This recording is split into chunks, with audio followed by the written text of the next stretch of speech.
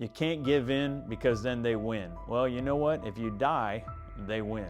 So that is simply the state of reality right now, where we live and what's going on. And so we have to consider that. We are at a time in our country where opportunistic, evil people will take advantage of such situations.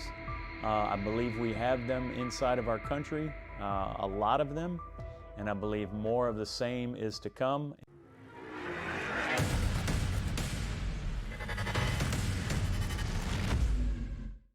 Hey everybody, welcome back to the channel. If you're new to the channel, my name is Anthony, and here we talk about all things preparedness, training, and education. And tonight we are talking about training, education. Sorry for the outfit that I have on. I did go hunting tonight, and but I just wanted to make this video, even though it's late in the evening, because 2025 has gotten off to a very serious and sober start. And I wanted to address some of those things in that. So if I sound like I'm talking in code, it's because I'm talking in code because YouTube doesn't really like certain words that I would like to say to make it a lot more clear. But if you look at the thumbnail, you look at the title, and you consider the last 2 days, you know what I'm talking about. I lived in Louisiana for 16 years, and so New Orleans is very close to my heart. It is a city that I've visited many times. I've walked down Bourbon Street many times, and so it hit home, and I've thought about it a lot. But anyway, I wanted to address what we should be doing in light of circumstances in our own country, and in light of the state of the union in our own country. And we're gotten off to a rough start, and I think it's going to get a whole lot rougher.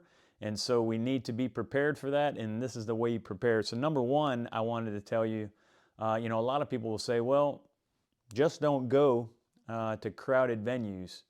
And that's true. That's the number one thing you can do. Don't go to those places. We are at a time in our country where opportunistic, evil people will take advantage of such situations. I believe we have them inside of our country, a lot of them, and I believe more of the same is to come, and I'm not alone in that. If your head is not buried in the sand, and if you are socially aware at all via the different social media platforms, you know that that's a true statement. And so we're in for more of the same, and probably to a greater magnitude and a greater quantity as January rolls on. And so number one, just don't go to those places. Don't bring your family to those places.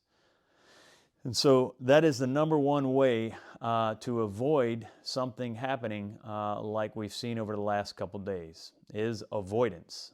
So number one, don't go there. Let me know what you think in the comments about that. Some people will say, well, you can't give in because then they win. Well, you know what? If you die, they win. So that is simply the state of reality right now, where we live and what's going on. And so we have to consider that. So number one, don't go to those places if you can help it.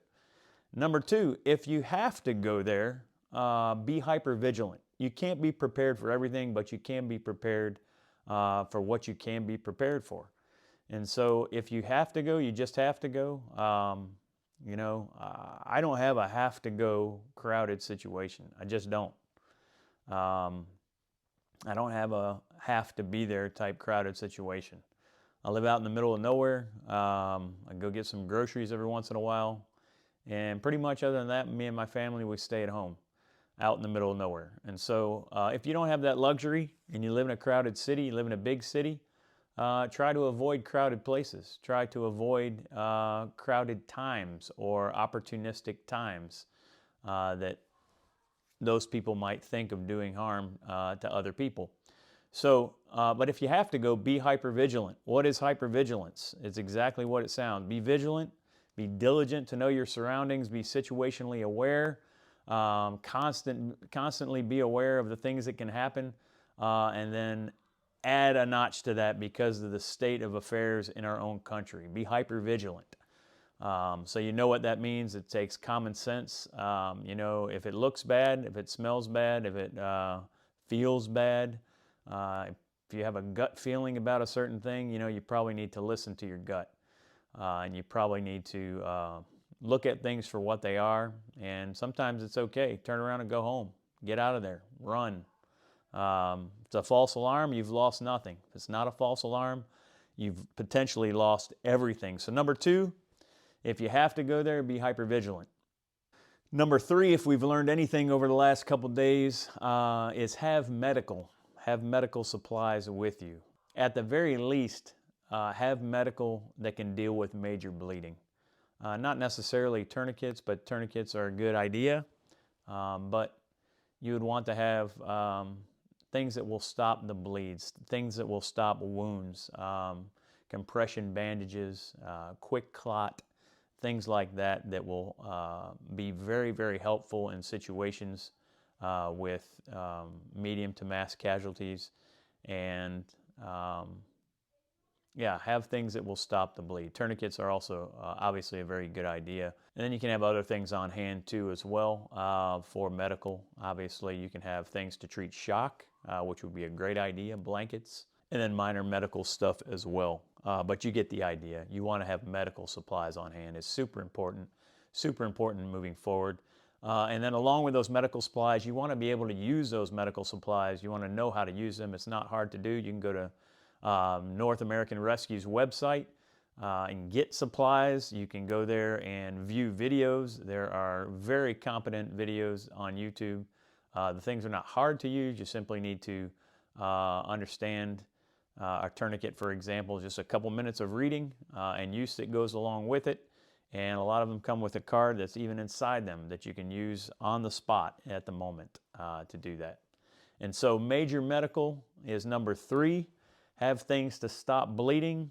And number 4 is know how to use those things. Very, very simple. Number 5 goes without saying for everyone that watches this channel regularly, but have a weapon. Have your concealed carry weapon. Have your truck gun. Have a weapon on you. Have a weapon within reach at all times. If you have to carry off body, do that. If it's a last resort for me, but carry on body if you can, and have a weapon with you. And so that's number 5.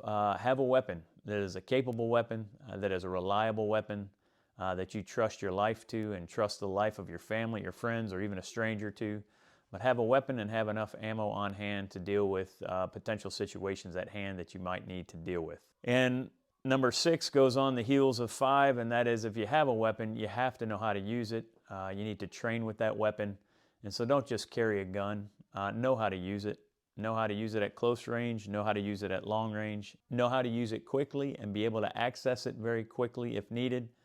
And just know how to put that weapon into the fight. And so you have to train. Even if you've had training, you have to continue to use that training.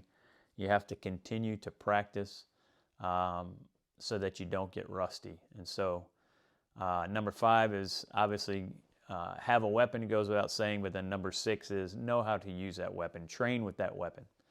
And then number 7, most important of all, is pray.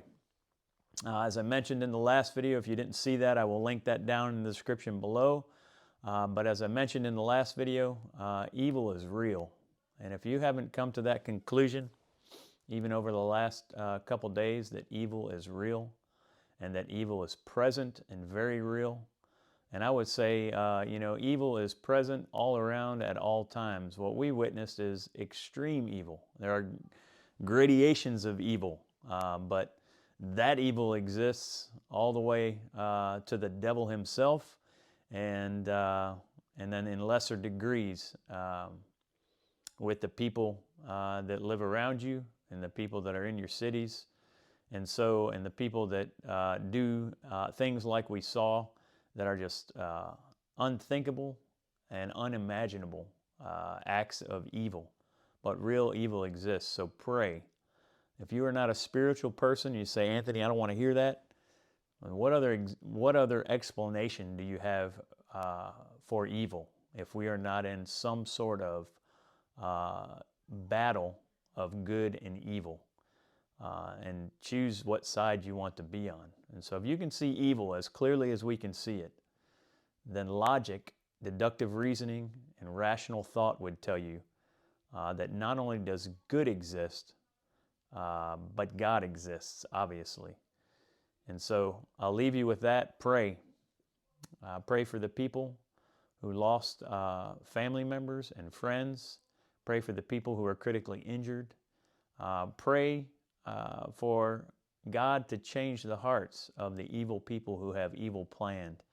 And pray for yourself that you would stay vigilant, that you would know God on a deeper, more personal level into the future, and that you would live for Him in this world, because that's what it's all about. As always, I want to thank you for making the choice to defend yourself and those you love. God bless you and yours.